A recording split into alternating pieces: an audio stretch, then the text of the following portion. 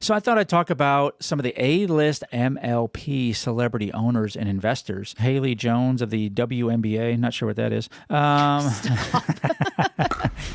This is Big Dink Energy, the pickleball podcast that's half insight, half nonsense, and all entertainment. If you love pickleball, don't take yourself too seriously and think a little trash talk makes the game better, welcome home. This is the place where life and pickleball intersect. We celebrate the chaos, call out the nonsense, and put the fun back in dysfunction. You're either in or you're out. And if you're still listening, you're in. So let's go. Big Dink Energy starts now. It does start now. Plop, plop, fizz, fizz. Oh, what a relief it is.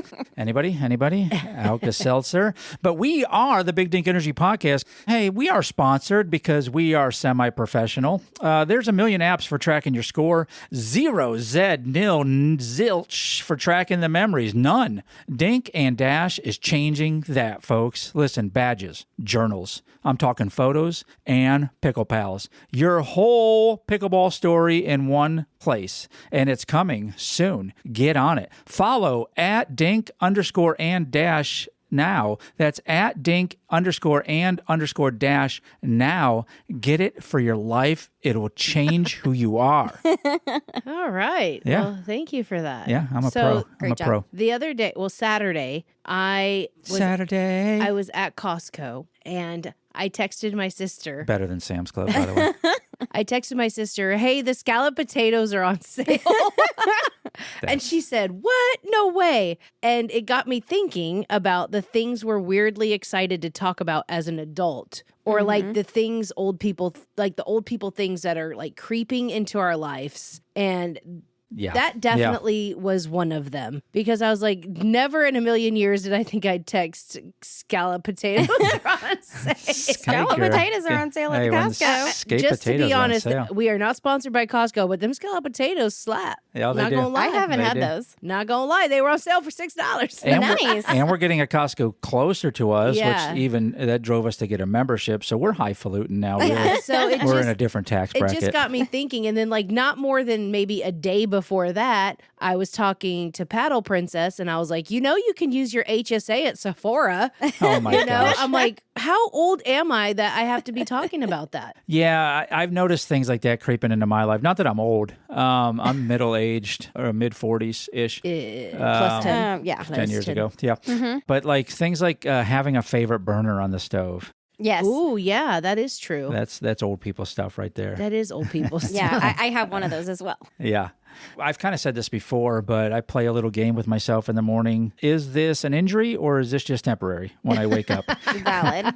When I start stretching and moving around, okay, what is this feeling? Is that a legitimate injury or is this going to go away throughout the day? That is very true. And I also remember even maybe a week ago or so when Paddle Princess was talking about her HYSA or high yield savings account. And I was like, there ain't no way you're getting 5%. I know it's only like 3.5% right now.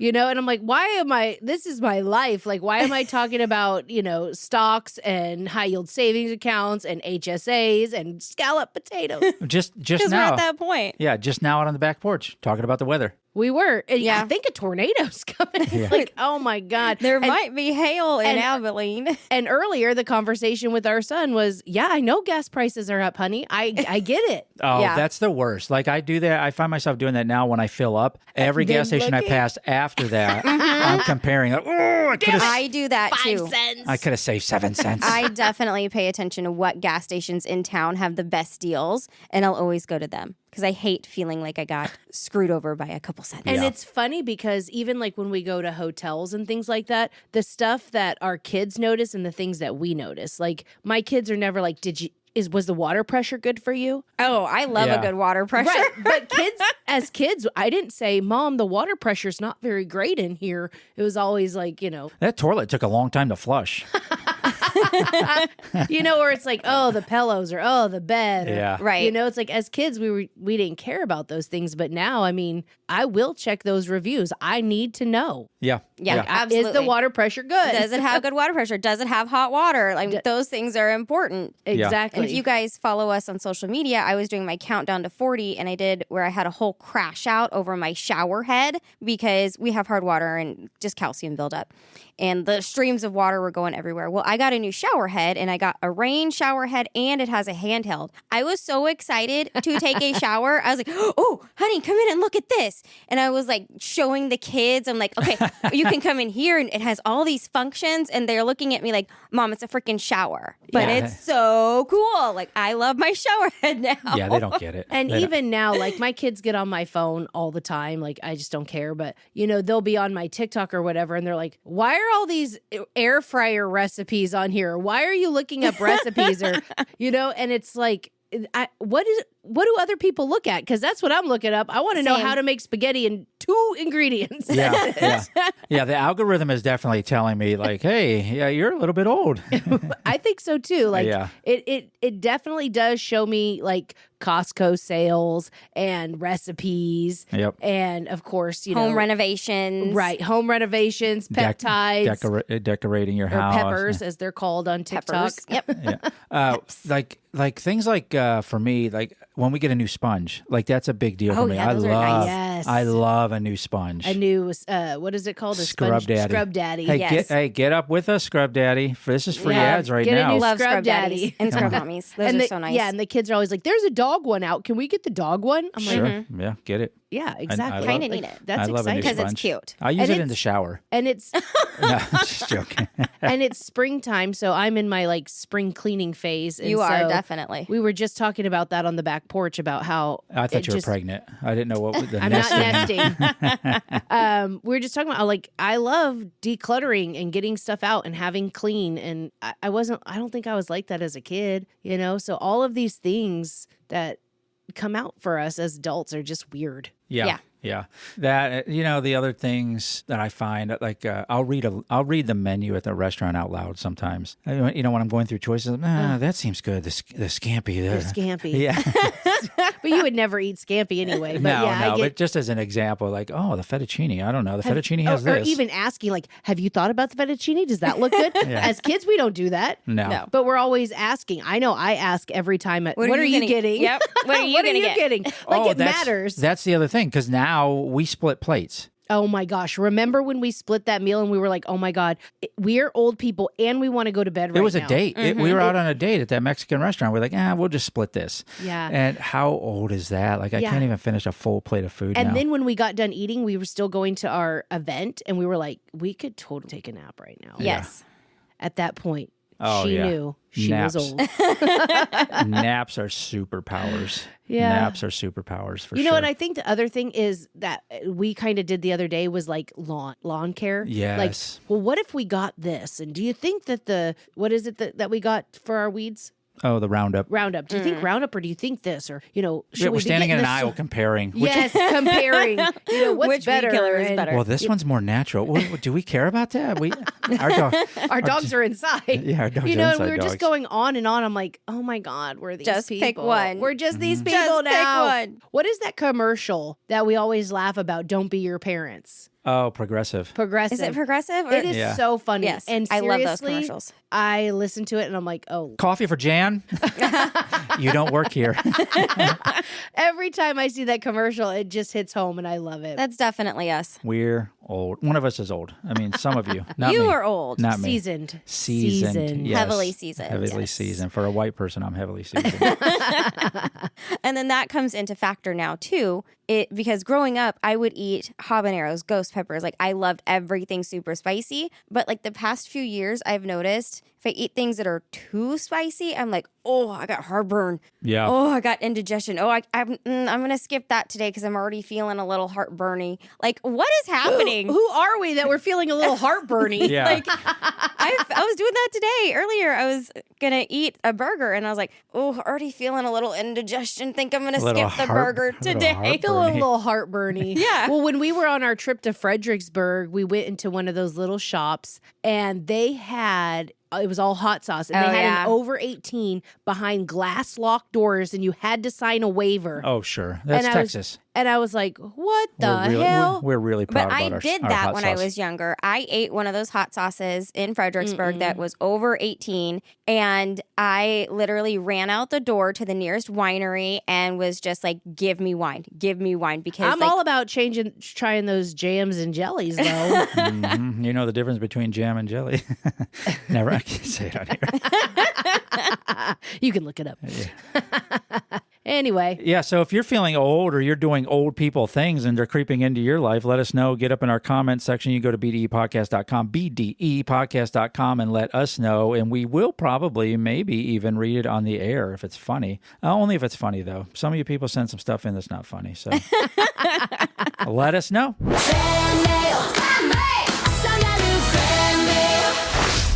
Let me reach down all the way into the bottom of the mailbag here and pull out a letter. All right, I've got Benny G and Alex. There's no mailbag. It comes from Benny G and Alex from the Salty Dinks crew. These are our Aussie friends. So let me just back up. Another shrimp on the bobby from Benny G and Alex. And they wrote, love how you keep the fun front and century. That's how they spell it.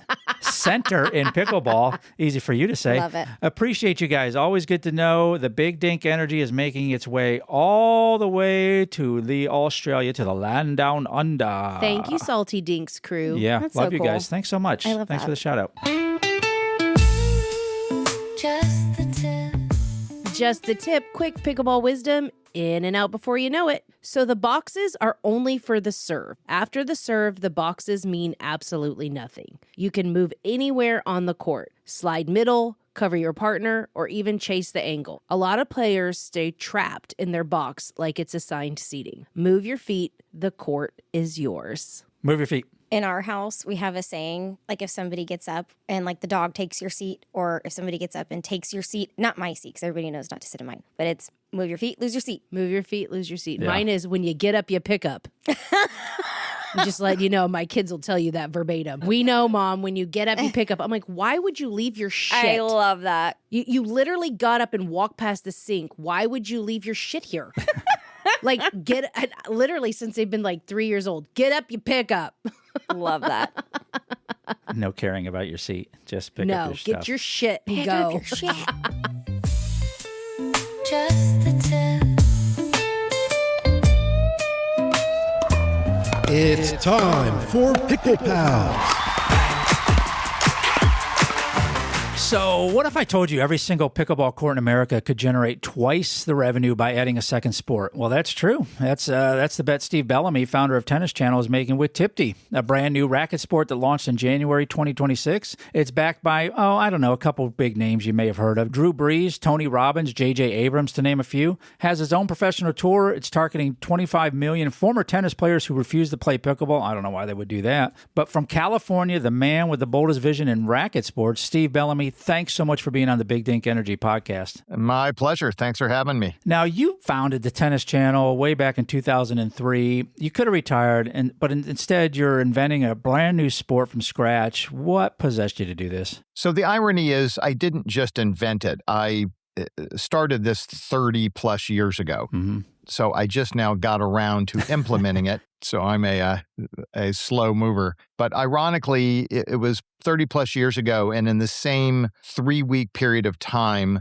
I invented a game called Live Ball, which is played all over the world. I started the Tennis Channel, or came up with the idea for Tennis Channel. And then I invented this other game that played on a short court. And it was basically played on a badminton court, which pickleball basically took the badminton dimensions and made their court out of it. Right. And so this has been a 30-year journey. In the last 3 years is when I really got serious about it. And I was running a movie company called Kodak, a film company. And I was watching what I believed AI was going to become and going, I don't like the future of what AI is going to do to human beings working in the movie business.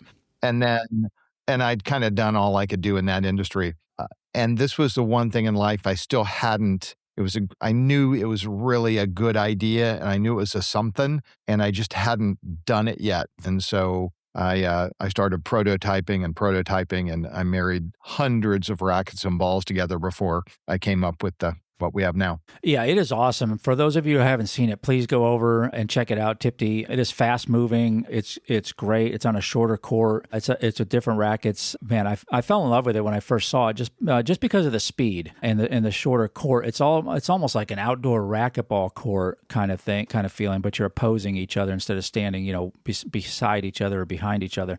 Now, you met Drew Brees a while ago at a pickleball conference on Richard Branson's island, and then you spent 2 years testing Typti. That's not how most sports are invented, though, right? And you said a 30-year. Kind of walk us through that a little bit and that connection. Well, so on the building something, I have just a voracious appetite for knowledge. I am definitively that dork that is curious and will go down the rabbit hole. So to the point, probably 25 years ago, I got on a plane, flew to Bainbridge Island, met the family that started pickleball, went to their church because it was a rainy day, played pickleball with them and their dog, Mr. Pickles, right? Just because I wanted to learn. I was rolling out the tennis channel and I wanted to understand all of these tertiary sports because I didn't think I was going to be able to get tennis rights. And so I, in the first rights we signed at the tennis channel was the U.S. Open of pickleball, which did not exist. Wow. And I basically brought a 1-page contract with me and I said, here, let's put you on the tennis channel. And they said, there is no U.S. Open. And I said, well, then you shouldn't have a problem signing the rights away, should you? And yeah, right. And so that's how the tennis channel started, was with the U.S. Open of pickleball, which did not exist. Wow. Wow. The Drew Brees, if you want that. So Drew and I met on Necker Island. I had already been, maybe I hadn't told him about Typti yet, but we met on Necker Island one year. And then the next year we came together again and I had really good prototypes and balls. And so we went out and played a bunch and he liked it a lot. And, became a partner right shortly after. Yeah. And most of these, I have a lot of influential, kind of highfalutin people that are involved. I would tell you this, zero of them they just did a trade of a thing. Everyone is an investor of hard cash and everyone is investing their resources, i.e., I talked to Drew about scoring and rules and, he was there on day one building rules with me. Wow. And we talked a lot about rolling it out. And so it's amazing. Tony Robbins, I can't tell you the amount of time he spends coaching me on go left, go right. Yeah. It's really incredible. So I'm lucky, and I tell you, the sport has benefited tremendously from the wisdom way more than from the money. Yeah, that's so important, and I find that even when I'm playing, the more I can shut my mouth and open my ears, the better player I become, the better I become for the community, because the community supports that. The community wants to train and wants to lead and wants to give information. But, when we open our mouth more than our ears, sometimes we miss some really good nuggets out there. So that's fantastic. Yeah, I would, I don't know what Tony Robbins is worth, but if he's worth $1 billion, I guarantee you his wisdom is worth $5 billion. Right. Yep. Yeah. So I said no to a lot of people, and I continue to say no to a lot of people who want to be involved just because I'm looking for that value add set of wisdom or set of something that really adds jet fuel to what we're doing. That's fantastic. And I kind of alluded to it a little bit, but from your perspective, can you describe what it looks like when two people are playing, what Typti looks like? So could I adulterate your question and do what 4 people looks like? Yes. Okay.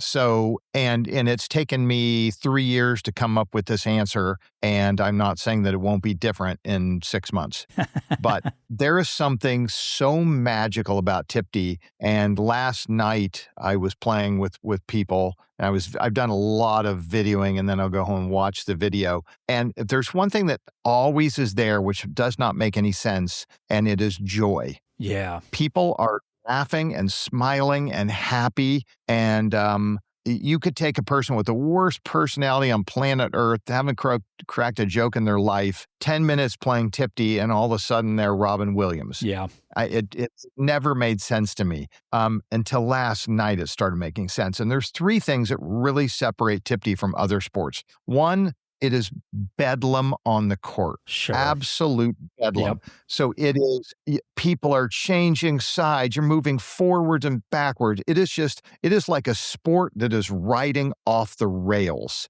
And that's very, very different than tennis and pickleball. If you think about the best tennis players in the world will get in a backhand rally and they are staying the course in that backhand, be it whether it's slice rally or topspin rally, they're staying in there. If you see pickleball, they get into a dink rally and the margins are millimeters and they're keeping that right there. And the second that it's too high, point over. But there's a mythology that is amazing, and it's a fine wine on both of those sports. And I'll tell you, in Typti, we just don't have any of the fine wine. It is all Boone's Farm.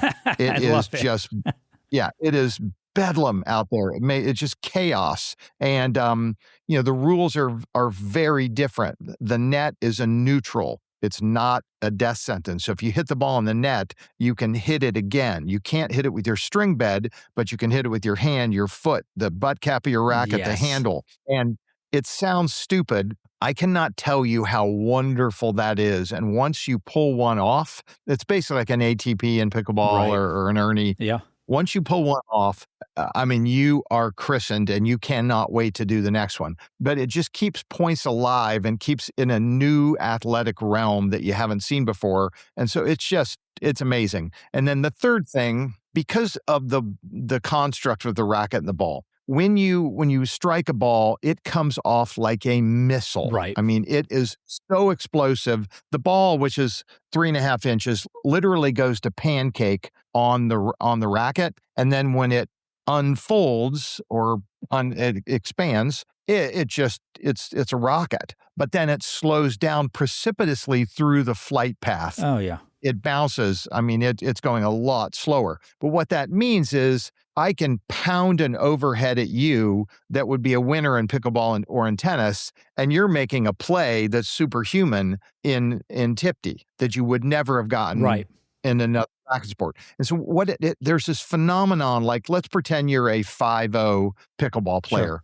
There's this phenomenon in Typti that every other point, you're doing something that only a 6'3" could ever pull off. Yeah, okay. And it happens all the time. So I think that probably factors into the joy. Yeah. And why you're so happy, because you're doing superhuman things. And then also you're pulling for the person on the other side of that because they pull off something superhuman. You know their capabilities. And when they go 30% beyond them, there's a joy. You're happy for them. Yeah. And so I tell you, it's a magic. I'm an idiot and I've got a normal size head, but the brain portion is much smaller. Somehow I cracked the code on this thing. It is just the perfect racket sport. Yeah, I absolutely love it. I love watching the videos of it. I haven't played it yet. I'm just coming off a knee surgery, but can't wait to get into it. Now, you're doing something unique too, because like Tony Robbins compared it to like what snowboarding did for, the arbitrage of snowboarding, where, now we're doubling what we can do on a mountain, right? When we second use cases. So how does piggybacking like that on pickleball courts change kind of the economics of this? So if you look at skiing in the late 80s, half the ski resorts in America were ready to go bankrupt. Along comes this sport that, Jake didn't invent it, but Jake Burton was kind of call him the commercializer of it. Right. So he brings this thing to market. Every ski resort in America was like, oh, that's the worst thing in the world. Please no. And they didn't even know how to process it. And we actually had our first pickleball club in America walk out to somebody playing Typti and say, you can't do that here. We've had that happen one time. But mostly everyone's like, oh my God, how can we play? They love it. But in snowboarding, that was not the case. And snowboarding does, if you're a skier and you go behind a snowboarder, they really change the composition of the snow through pushing the snow down. So, but what snowboarding did was, let's pretend you have a doctor in Dallas who wants to go to Vail with his 4 kids. The 13-year-old daughter is like, oh, it's so cold, I don't want to go. And so they end up in Florida. Mm-hmm. Well, now here's this snowboarding thing. And the daughter's like, well, that's kind of cool. Okay, I'll go. Right. So for 11 days, that doctor goes there. That's 66 lift tickets. That's 192, I'm making up a number, probably got it wrong, meals. That's all of those room nights. Right. And so all of this revenue started pouring into these ski resorts because of this thing they hated. Yeah. And they didn't even, it took them 10 years to realize, oh my God, this literally has saved our businesses. Yeah. And so the harsh reality in pickleball is there was no governor of common sense in pickleball, Yeah. and people started building pickleball facilities. And every dentist with a $20 million net worth who found this cool new sport said, wait a minute, I can turn that Office Max that's no longer into a pickleball facility, and all I got to do is pay $4 million. Yeah, I got plenty. Sure. Yeah. They didn't understand that, well, it's a huge rent per month. Yep. It's a huge insurance cost. It's a huge energy cost. It's specialized labor. I had no idea how to run a club. I'm just rich enough to do it. And that happened so many times. Like I heard in Dallas, there's one 10 square mile radius where there are now 29 pickleball clubs. Yeah, because they have championships up there. We overbuilt by just such a preposterous situation in pickleball that they not all of them, some are doing amazingly well, but definitely a portion of them are in dire need of a Typti. Yeah. And one thing about Typti is I don't want pickleball players playing Typti. I'm fine if they do, but I'm not trying to cannibalize pickleball. I love pickleball. I love what it has done. The fact that it has gotten tens of millions of people off the couch and onto an athletic playing field. I mean, hallelujah. Pickleball is the greatest thing on planet Earth, and I don't want to do one thing to injure it or cannibalize a player. If pickleball players want to play both, couldn't be happier. And everybody who plays Typti and goes back to pickleball says they play their best pickleball of their life after they play Typti. It's the best teaching aid. For sure. Yeah. But there are 25 million people in America, roughly, that used to play tennis, that have these skill sets, and they thumb their nose at pickleball. They think it's too pedestrian. I've got these beautiful strokes. I'm not going to do that stupid sport played with a baseball. Now, I'm above that. I'm trying to get those people to come out on a pickleball court and play and buy memberships and buy court time and buy drinks and help these pickleball clubs get into the black. Yeah, because there is so much of a talk of a pickleball mafia, really fiercely competitive and gatekeeping of their community, and don't want to share the courts like you alluded to in your story there. But I don't think, if courts are thinking about it, they should not be worried about a turf war with this kind of stuff. If you are, you're an idiot, and you're not helping your own sport. Your sport has more infrastructure than it knows what to do with, and it should be on their hands and knees doing everything they can to get more people paying fees into these clubs to keep them healthy and alive. It's just like if you love a restaurant, go support it a lot, because if you don't support it a lot, one day that restaurant won't be there. That's right. It's that simple. So on the Pro Tour, I mean, first year, $500,000, $1 million in year two. That's, really serious investment, obviously. But what's the path to ROI?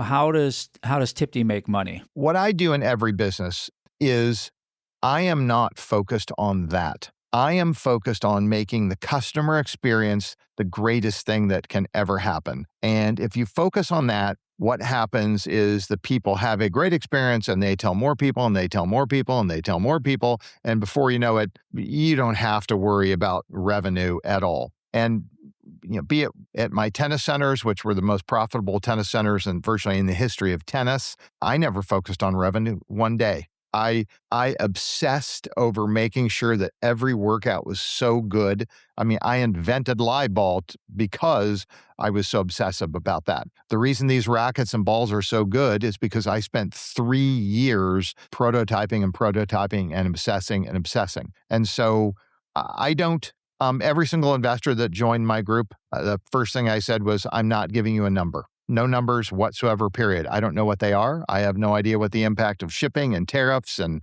all the nonsense that's happening in the world right now. I couldn't tell you. So I'm not going to throw darts at a wall and make guesses. I'm an entrepreneur. You are betting on me or don't bet on me. But that's the bet. So right now, I don't look at a spreadsheet ever. I don't care about that. I am an evangelist out there putting rackets in hands and getting people to play this. And we've had ballpark 1 billion impressions in the first 30 days. We sold 1,400% of the amount of rackets that I thought we were going to sell in the first 30 days. Wow. It doesn't even make sense. Wow. At Indian Wells this week, I walked into the Tennis Warehouse store in Indian Wells, and there's a big Typti display in there. I walked in there 3 times for about 10 minutes each time. At the end of the day, I had sold 16 Typti rackets. Wow. Holy moly. That's more than all of the other rackets.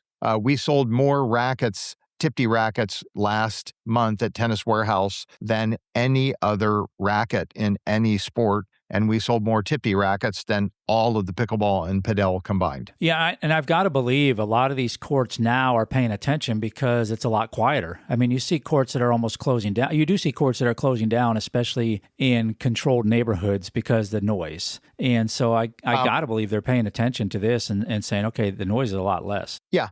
I did not make my rack. Noise meant nothing to me. I did not care. Right.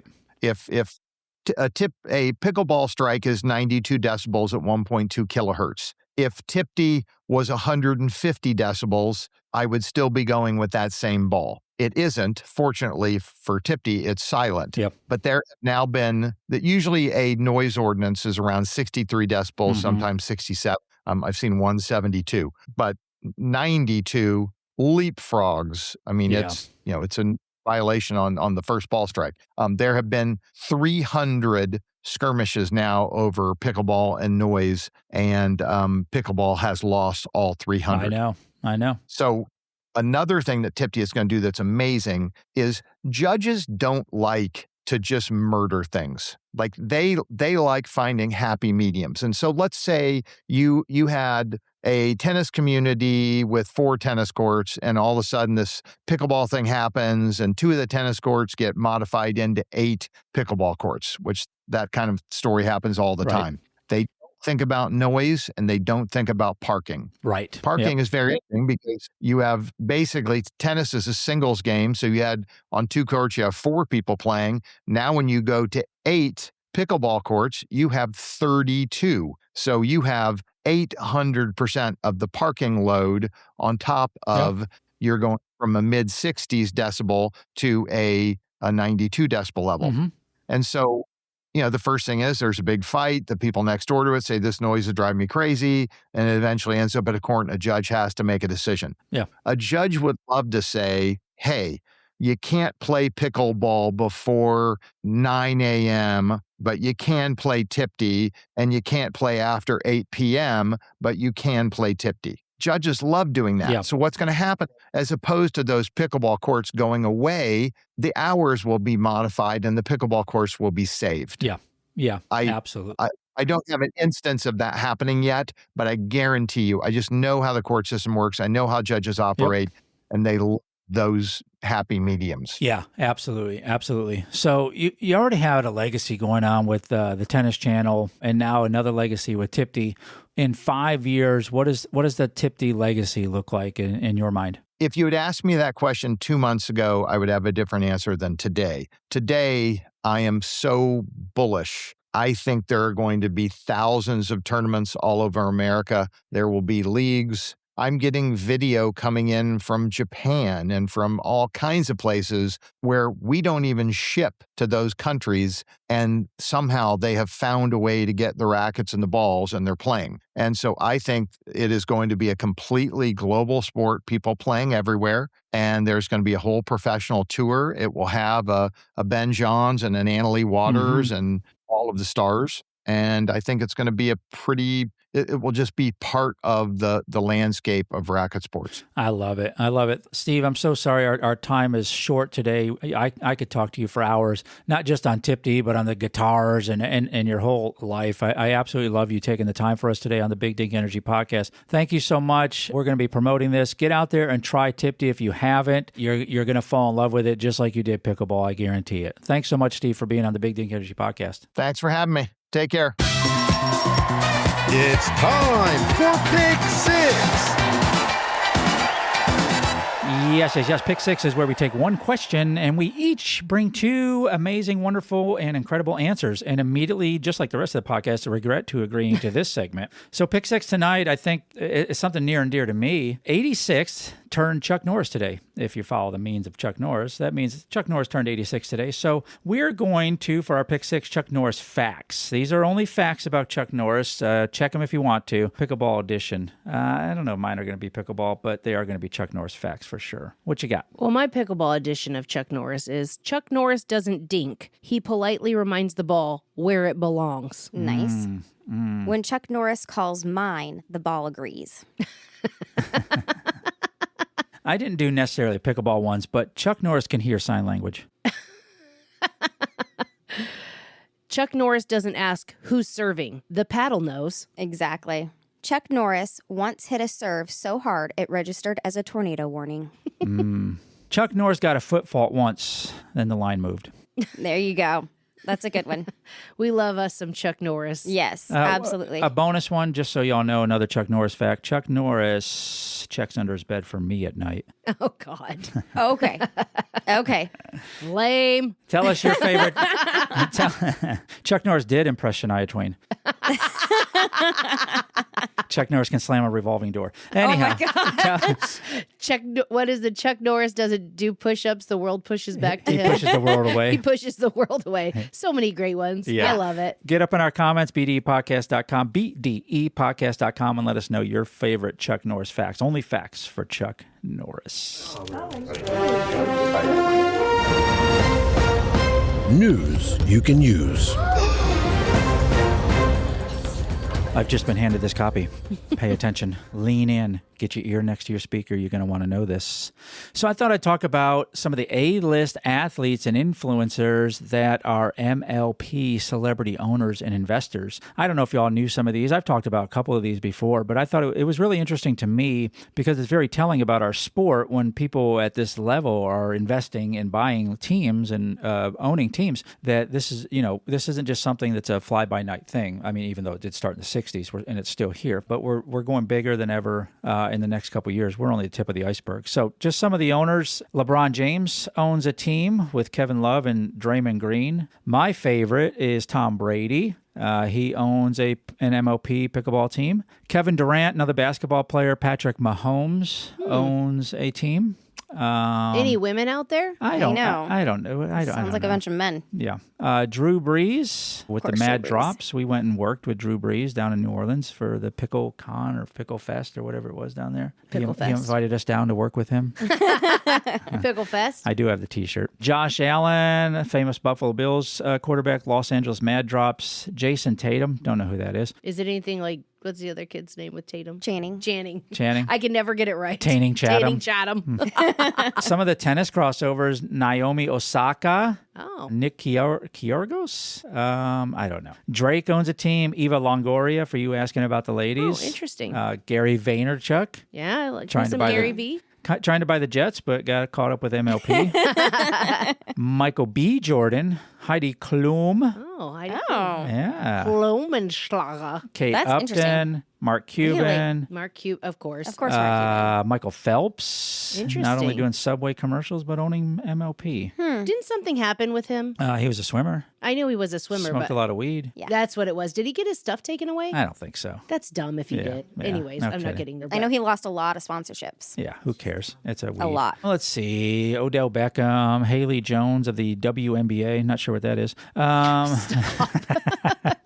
And Robert Hervacek, famous from Shark Tank? Shark Tank. Yep. Yeah, he was one of my favorites on Shark Tank. Yeah. I like me a little Shark Tank every now and then. I do too. Yeah, Dallas Pickleball Club for him. MLP now has 22 franchises, over 75 celebrities across ownership groups. Teams that sold for $100,000 in 2021 have recently changed hands at 13 to 16 million. We might be in the Dang. wrong business. I think if you own an MLP team or if you know somebody that does, you need to tell them to come on this podcast. Yeah, I want to talk to some of these I owners. want to talk to somebody too. Yeah, let us know. You're listening to us right now. You know somebody, or you know somebody that knows somebody, or you knows- know somebody that knows somebody that knows somebody, Or if even you're, 7 degrees of Kevin Bacon. yeah, even maybe I didn't see Kevin Bacon on the list, but maybe he knows somebody. Maybe there's 7 degrees of it. Yeah, Get Possibly. with us. Let us know. Give us some celebrities up in here. We want to talk to them about what it is for ownership, what it means to them. And the last fact I'll give you, in 2024, MOP and PPA merged under the United Pickleball Association, UPA, raising $75 million from investors. Dang. Yeah, we might be around a little while. That's it for this episode. Unless you've got something to say, think we got it wrong, have a better take, we want to hear it.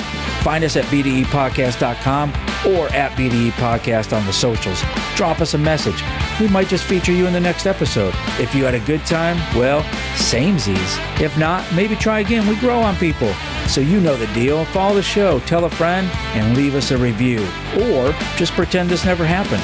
Until next time, keep the dink soft and the energy big.